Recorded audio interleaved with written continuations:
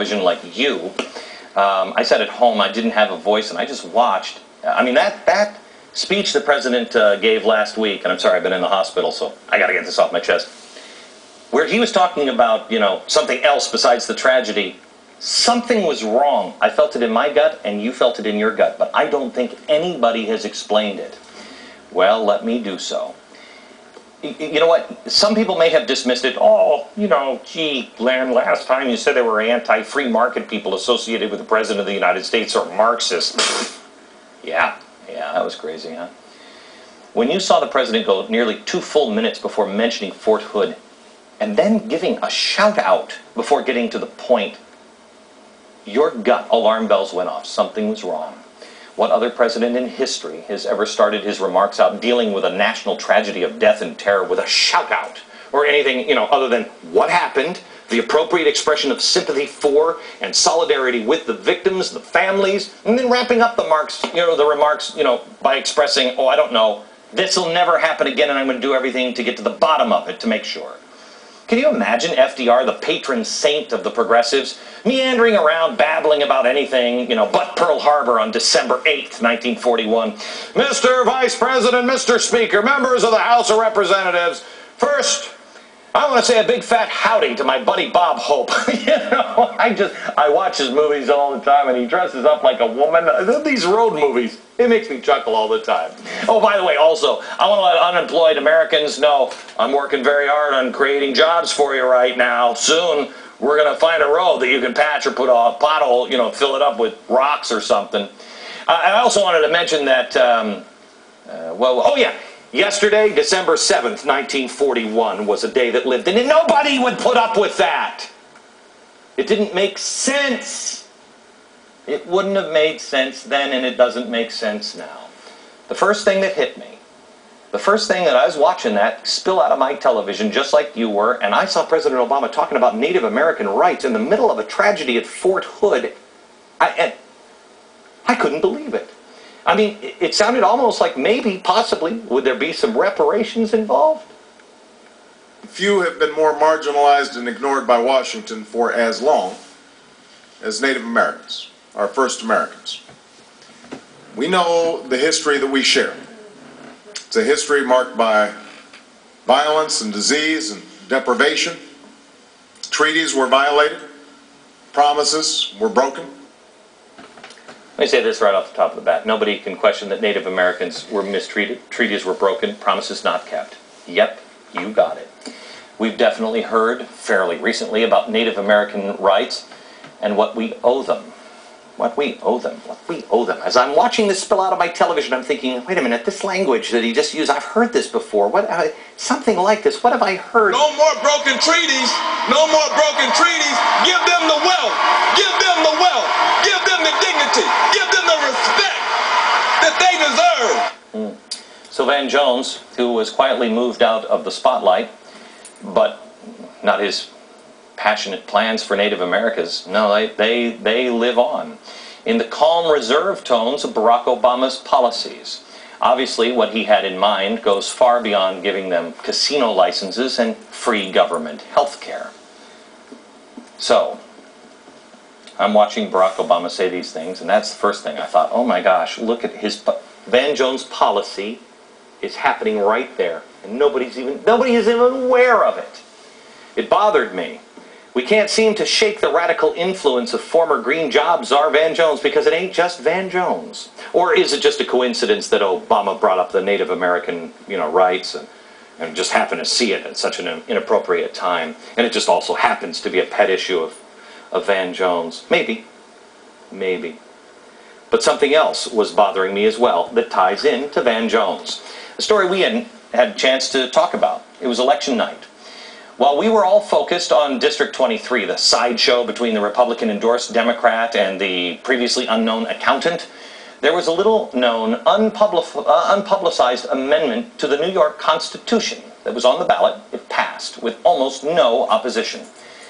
It was a proposal to allow the state's prison inmates to work outside of the prison walls for nonprofit organizations. Convicts serving time in prison can now be part of Barack Obama's volunteerism agenda. Well, gosh, how convenient.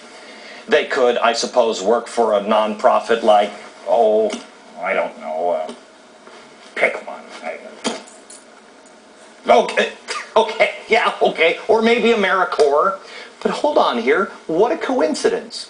Getting criminals out of jail and back into society, working for community organizations, that also happens to be a huge issue for, say it with me, Van Jones.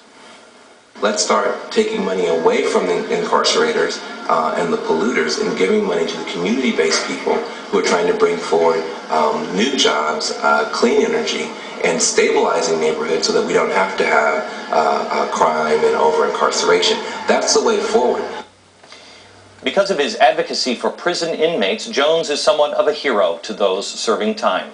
We were following a story and then he was just brushed out at night, so we moved on. It sat on my desk until my appendix was about to explode, watching the president give a wildly inappropriate talk about what just happened in Fort Hood. And then I called up my staff and I said, hey, can you dust off that San Quentin stuff we were working on? Last March, he told a group of inmates, quote, we need genius. We need entrepreneurial brilliance. People who can reimagine possibilities. We need you. Well, let me just say this. We were getting help from San Quentin on this story until they found out who we were, what we were doing, and then all of a sudden we couldn't get any help from a federal prison on anything that Van Jones had said. And by the way, Van, if they were genius or brilliant, would they be in prison? Maybe they, would have used that instead of resorting to crime, or if they applied it to crime, maybe they would have gotten away with it. Anyway, the whole point of that speech was to give jobs to people in prison, to let them work. But naturally, that's where our focus for recruiting entrepreneurs should be. In prison, not colleges, not tech schools. No. The geniuses in prison that are going to fix our economy. And guess who else is focused directly on prison inmates for the recruiting efforts? Ready to go back to Fort Hood? Al-Qaeda. The feds have been working to stop this for years. President Obama is even aware of it. I will address the problem of our prisons, where the most disaffected and disconnected Americans are being explicitly targeted for conversion by Al-Qaeda and its ideological allies. So now Van Jones, a guy who doesn't like our system, is an avowed communist, wants to get these people into the workforce, and then New York changes the Constitution. He wants to fight all of this by giving inmates jobs and set them free, I guess. That sounds kind of risky. Doesn't make sense to me. Just like the whole speech made no sense. Barack Obama meandered around before addressing the Islamic terrorist slaughter of our men and women in uniform on a military base right here at home in Texas. 13 people were murdered by a homegrown terrorist who was shouting Allah Akbar. How does the president react to that? Now, he tells us, don't jump to any conclusions. Well, you know what? Actually, that's good advice. Maybe the president should follow his own advice. Do you remember this? The Cambridge police acted stupidly in arresting somebody when there was already proof that they were in their own home. The police acted stupidly. But don't you dare jump to the conclusion that this guy is an extremist. He may have, been picked last on the playground as a kid. We don't know. Your gut says something is wrong. I think we have a president that is stuck in perpetual campaign mode. Maybe that's the best way to look at this. This is a chance to lead the country, to heal in a time of shock and horror. People watched it and were like, what is going on? To rally Americans, and that's what we do best, really. Help, pray, unite, move forward. Better than we were before. But instead, we get a shout out and a case for redistribution of wealth. Really? Hey, let me ask you this. What do you think people would say if Ronald Reagan would have spoken about lower taxes before he gave the Challenger speech?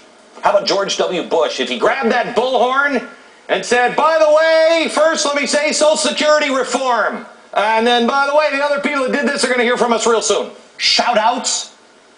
America, trust your gut. Something isn't right.